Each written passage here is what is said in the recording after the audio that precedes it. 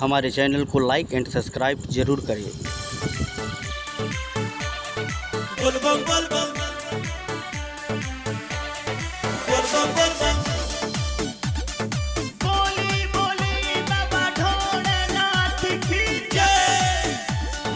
कटिहार हवाई अड्डा हबला के रास्ता मैहरपुर नवाबगंज में होई फिर बेबसता। कटिहार हवाई अड्डा हबला के रास्ता मैहरपुर नवाबगंज में होई फिर बेबसता। हवा मारा एकदम मनिहारी में भरे चिलम। आवा मारा एकदम मनिहारी में भरी चिलम। बोल बोल बोल बोल बोल बोल बोल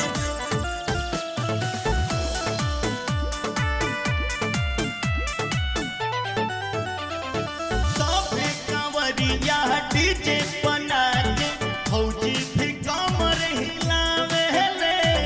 रही रही के डीजे वाला संगीत के गाना बजावेले। सबे कांवरिया डीजे बना के फौजी भी कमर हिलावेले। रही रही के डीजे वाला संगीत के गाना बजावेले। बोल बम बोल हो कांवरिया धीरे धीरे चल जाई मनिहारी ओरिया। मारा एकदम मनिहारी में भरे चिलम। मारा एकदम मनिहारी में भरे चिलम।